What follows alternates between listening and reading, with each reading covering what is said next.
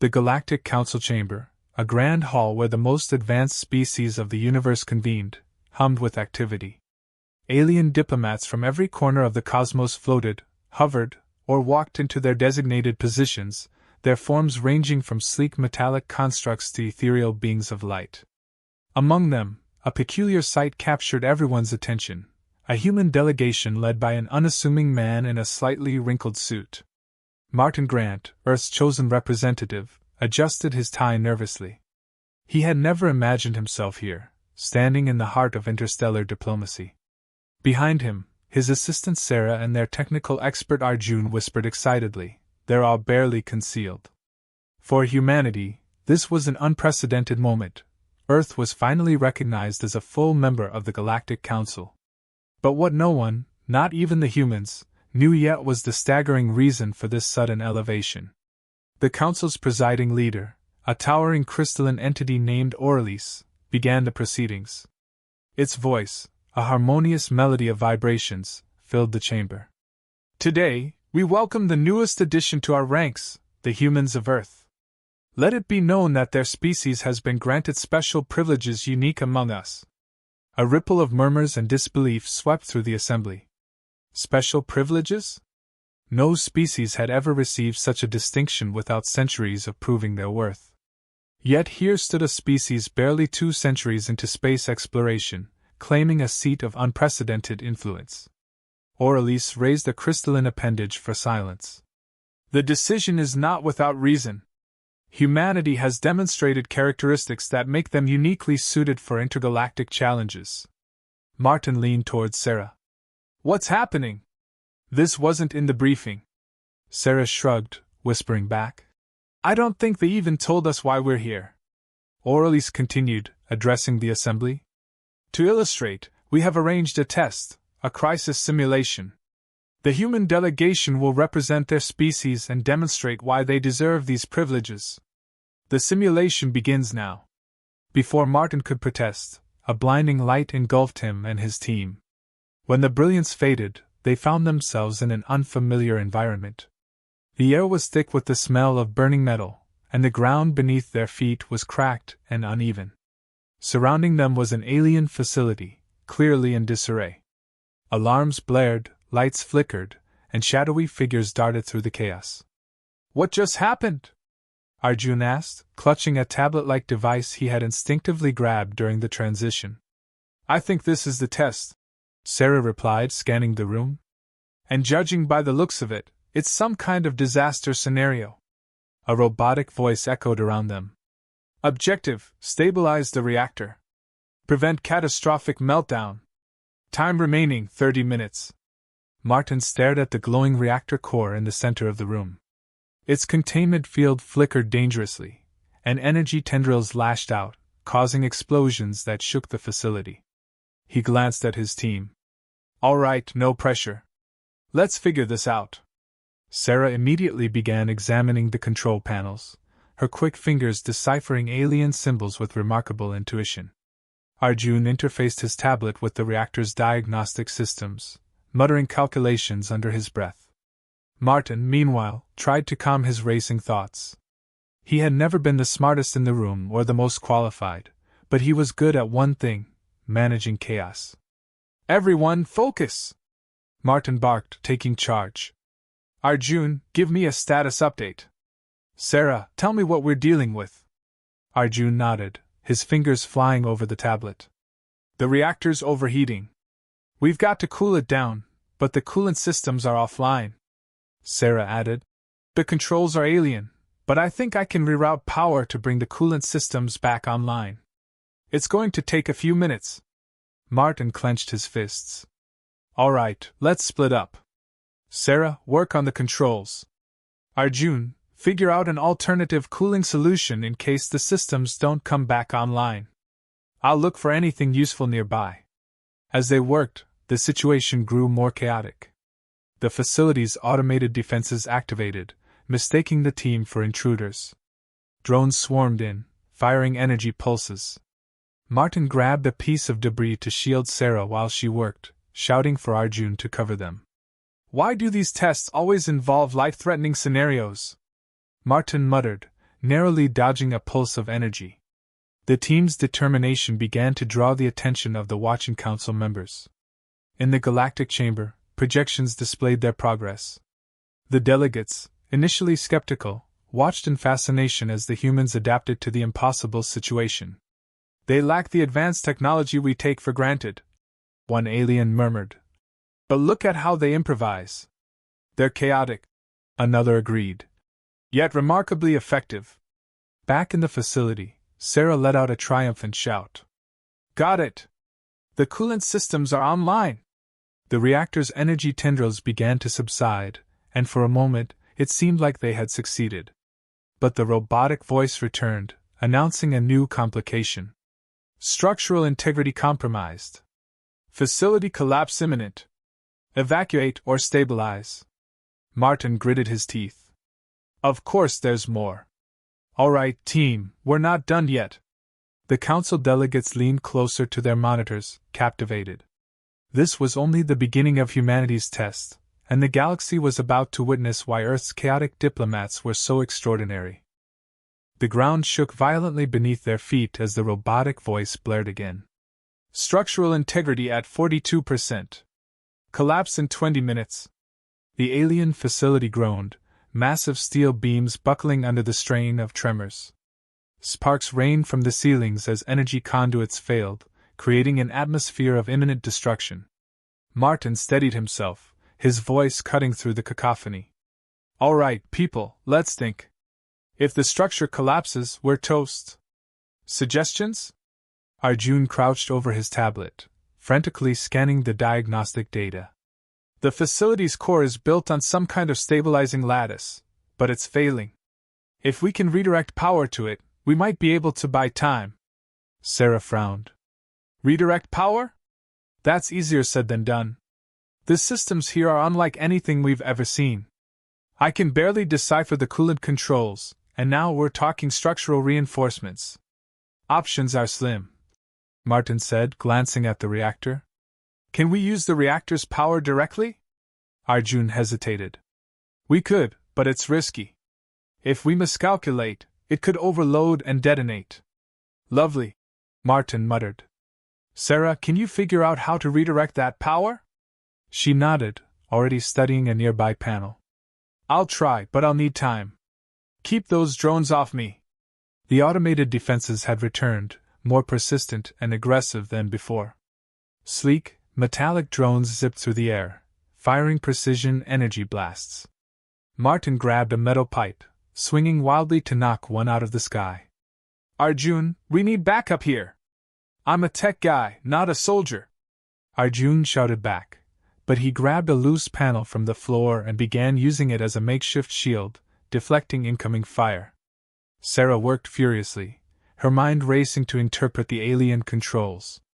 Her fingers danced over the holographic interface as she bypassed one system after another.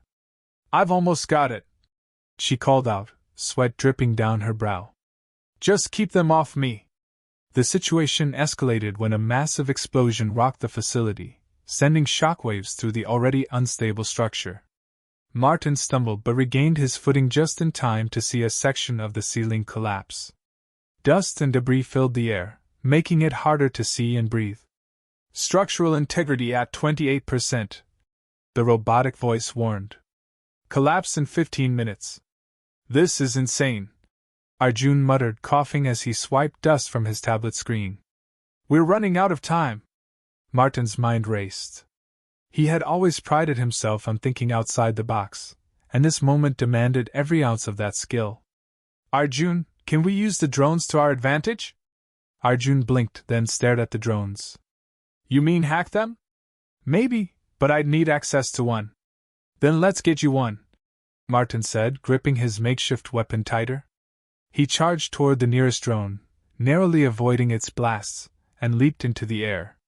With a well-aimed swing, he brought the drone crashing to the ground, sparks flying as it landed. "Here's your chance!" Martin shouted, dragging the damaged drone toward Arjun.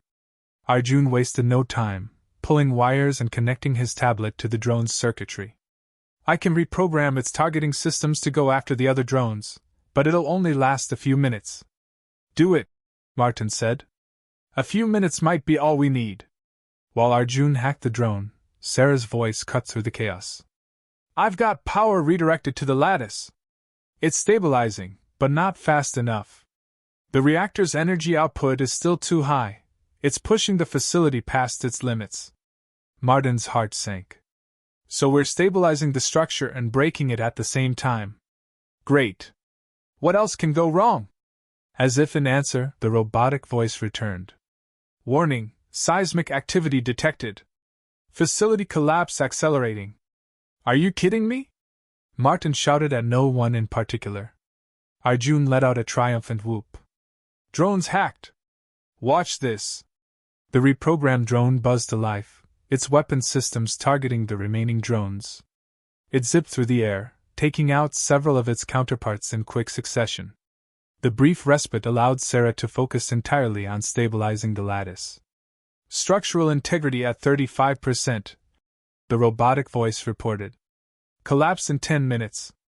It's working, Sarah said, her voice filled with cautious hope. We're holding it together, but we're not out of the woods yet. If we don't reduce the reactor's output, it's only a matter of time before the whole place goes down. Martin turned to Arjun. Can we vent some of the reactor's energy? Arjun hesitated. We could, but it would release a massive energy burst. We'd have to direct it somewhere safe. Define safe, Martin said, his tone grim. Arjun pointed to a massive chamber visible through a shattered wall. That area looks empty. If we channel the burst there, it might work. And if it doesn't? Sarah asked. We're vaporized, Arjun said flatly. Fantastic, Martin said. Sarah, set up the venting. Arjun, get ready to manage the burst. I'll make sure no more drones get in our way. As Sarah and Arjun worked, the facility's alarms grew louder, and the tremors more violent. Martin stood guard, fending off stray drones and debris with every ounce of strength he had left. Venting ready, Sarah announced. Arjun, it's all you. Arjun's hands flew over his tablet, inputting calculations and aligning the reactor's systems. Here goes nothing, he muttered, initiating the energy vent. The reactor emitted a deafening roar as a blinding beam of energy shot into the designated chamber. The ground shook violently, but the tremors began to subside as the reactor's output decreased. Structural integrity at 50%, the robotic voice reported. Collapse averted. A collective sigh of relief escaped the team, but their victory was short-lived as the robotic voice added. New anomaly detected, unknown lifeforms inbound. Martin tightened his grip on his makeshift weapon. Of course. Let's see what the galaxy throws at us next.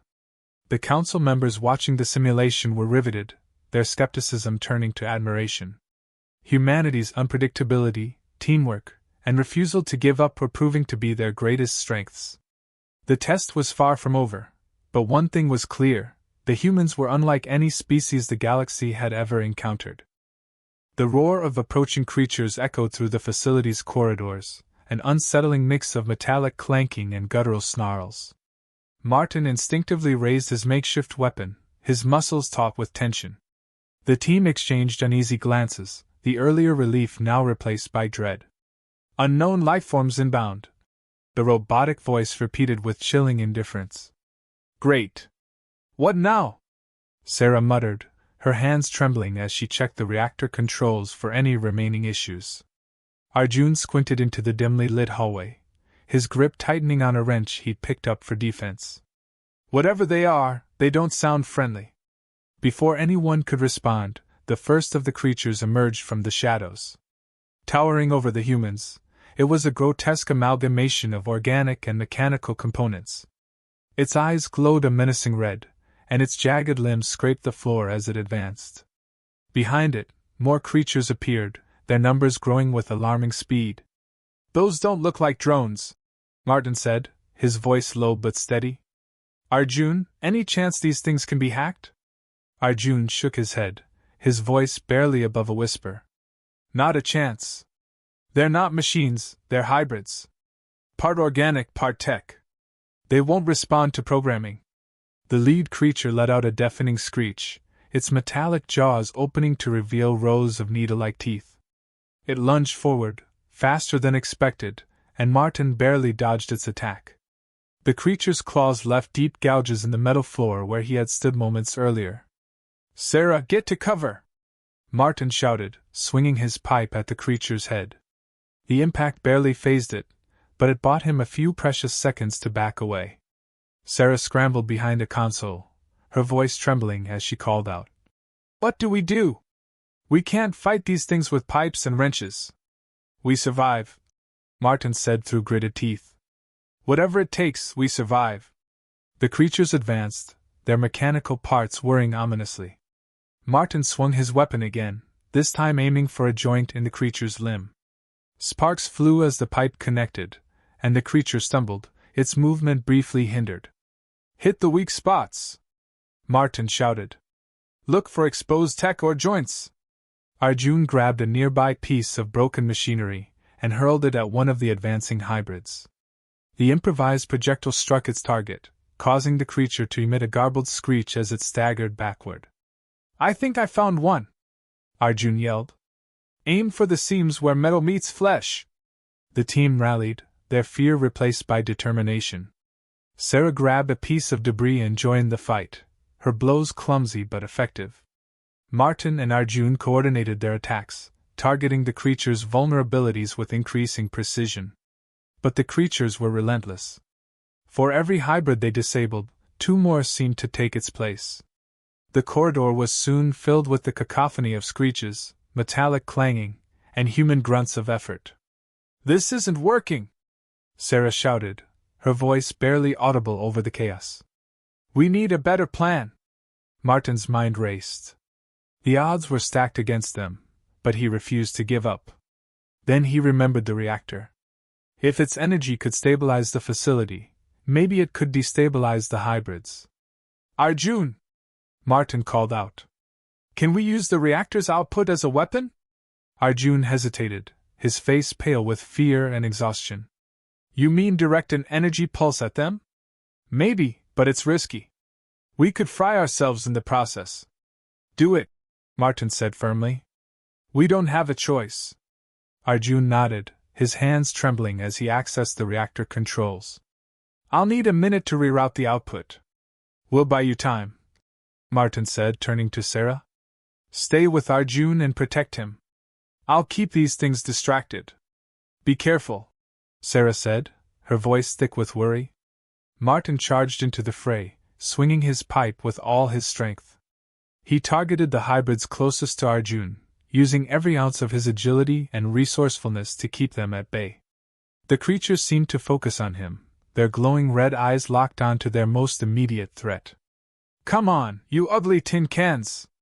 Martin shouted, his voice defiant. "Is that the best you've got?" Meanwhile, Sarah grabbed a heavy piece of debris and stood guard over Arjun, her heart pounding as she braced for the next wave of hybrids. Arjun's fingers flew over the controls, his mind racing to complete the modifications in time. "Almost there!" Arjun called out, his voice strained. "Just hold on a little longer!" Martin was beginning to falter. His swings grew slower, his breathing more labored. One of the creatures knocked the pipe from his hands, sending it clattering across the floor. Martin stumbled backward, unarmed and vulnerable. "Martin!" Sarah screamed, her voice filled with panic. Before the creature could strike, a deafening roar filled the corridor. The reprogrammed drone, still operational, zipped through the air and collided with the hybrid, its energy weapon firing at point-blank range. The creature screeched and fell, its body twitching as sparks erupted from its damaged parts. "Thanks for the save," Martin muttered, retrieving his weapon. He glanced at Arjun. "How much longer?" "Done!" Arjun shouted, slamming his hand on the console. "Brace yourselves!" The reactor emitted a low hum that quickly escalated into a deafening roar. A blinding pulse of energy shot through the corridor, engulfing the hybrids in its path. The creatures writhed and screeched as the energy overloaded their systems, their bodies collapsing in lifeless heaps. When the pulse faded, an eerie silence fell over the facility. The team stood frozen, their ears ringing and their bodies trembling from the adrenaline. "Did we get them?" Sarah asked, her voice barely above a whisper. Martin surveyed the corridor, his grip tightening on his weapon. "For now," he said. "But we need to keep moving. This isn't over." As they regrouped, the robotic voice returned, its tone as indifferent as ever. "Warning, primary containment breach imminent. Unknown entities approaching." Martin exchanged a grim look with his team. The galaxy's test was far from finished, and they would need every ounce of their courage and ingenuity to survive what came next. The corridor lights flickered ominously, casting erratic shadows on the walls as the team gathered their breath. The aftermath of the energy pulse left the hybrids disabled, but Martin knew the respite was temporary. The robotic voice's warning echoed in their minds. More were coming. "Arjun, can you stabilize the reactor? We can't risk another surge like that without blowing ourselves up," Martin asked, wiping sweat from his brow. Arjun glanced at the console, his expression grim. "It's holding for now, but I wouldn't bet on it lasting if we push it again. We're running on borrowed time." Sarah leaned against the console, exhaustion evident in her every move. "Borrowed time for what? Those unknown entities sound worse than the hybrids. What's the plan?" Martin straightened, his mind churning through possibilities. "The plan hasn't changed. We survive. But now, we survive smart. We've got the galaxy's attention, and I'd wager these entities are here to see if we're worth the trouble." Sarah's brow furrowed. "What does that mean? Are we a test subject? A game piece? What are they looking for?" "Something we can't afford to fail," Martin said, his voice heavy. "We need leverage and fast. Arjun, can you get that drone fully operational again? It saved us once. It might be our ticket to negotiating."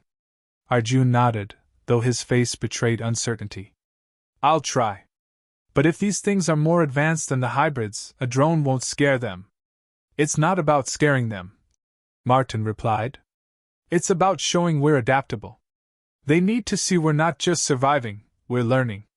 A deep rumble shook the facility, dust raining from the ceiling as the team steadied themselves. The air grew colder, and an unnatural hum resonated through the corridors. The approaching entities were near. "Whatever they are, they're here," Sarah whispered, gripping her makeshift weapon. "Hold your ground," Martin commanded, his voice calm but firm. "We don't run. Not this time." The first entity emerged from the darkness, and it was unlike anything they had faced before. Towering and luminescent, it seemed to shimmer between physical and ethereal forms. Its body pulsed with energy, a living embodiment of the reactor's power. It moved with deliberate grace, its glowing eyes scanning the team with an intelligence that sent chills down their spines. Behind it, more entities appeared, each unique but equally imposing. They exuded a presence that made the air thick and charged with an otherworldly force.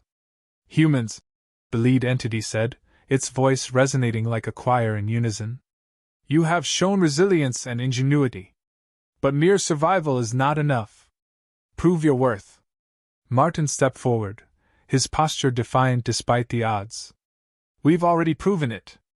We've adapted to your challenges, dismantled your hybrids, and stabilized the chaos you unleashed. What more do you want?" The entity tilted its head, its glowing eyes narrowing. "Adaptation is a start. But adaptability without unity is chaos. Show us your ability to lead, to inspire, to rise as one." Martin glanced at his team, Sarah, clutching her wrench with trembling hands but standing tall, Arjun, his fingers dancing over the drone's controls with determined precision. They were battered, exhausted, but unwavering. "We've already done that," Martin said, his voice rising. "We're not soldiers. We're not engineers. We're survivors who have turned chaos into action. If that's not leadership, then what is?" The entity regarded him in silence, the hum in the air intensifying. Then, with a motion like a conductor waving a baton, it summoned a holographic interface. On it appeared a simulation of Earth, surrounded by a constellation of alien symbols and technologies. "This is the final test," the entity declared. "If you can harness our technology to protect your world, You will be granted not just survival but autonomy within the Galactic Council. Fail, and your species will be deemed unfit for preservation. Martin stepped closer, studying the interface. The symbols shifted and rearranged, forming an intricate puzzle of interlocking systems. He felt the weight of the galaxy's gaze, both a challenge and an invitation. Arjun, you're up, Martin said. If anyone can figure this out, it's you. Arjun's hands trembled as he approached the interface. No pressure, right? None at all, Martin said with a wry grin. Just save humanity. Arjun's nervous laugh broke the tension as he began deciphering the alien symbols. Sarah and Martin stood guard, their eyes fixed on the entities, who remained motionless but watchful. Minutes felt like hours as Arjun worked, his brow furrowed in concentration. He made connections, adjusted configurations, and tapped into the alien systems with a mix of intuition and desperation. Finally, the simulation stabilized. The interface glowed brightly, the constellation of symbols aligning in a perfect sequence. The Earth hologram shimmered, enveloped by a protective barrier of energy. It's done, Arjun said, his voice barely above a whisper. The lead entity regarded the hologram, its glowing eyes flickering. You have succeeded. Your species has demonstrated not only resilience but the capacity to unify knowledge, adapt under pressure, and rise as leaders. The tension in the air dissipated, replaced by a sense of profound calm. The entities began to fade, their forms dissolving into shimmering light. Remember, the lead entity said as it vanished, privilege is earned through responsibility. Protect your world, and you shall keep it. As the last traces of the entities disappeared, the team stood in silence, the weight of their achievement sinking in. They had passed the galaxy's ultimate test, earning a place not just as survivors but as equals among the stars. Sarah broke the silence, her voice tinged with awe. We did it. We actually did it. Martin smiled, exhaustion etched into his face but pride shining in his eyes. We didn't just survive. We proved what humanity can do when it matters most. Arjun collapsed onto the floor, laughing with relief. If anyone needs me, I'll be taking the longest nap in history. The team shared a laugh, their spirits buoyed by their victory. They had faced the galaxy's challenges and emerged stronger, a testament to humanity's indomitable will. As they prepared to leave the facility, Martin paused, looking back at the reactor. We've got a lot to learn, he said. But for now, we've earned the right to keep learning. And with that, they stepped into the future, their place among the stars secured.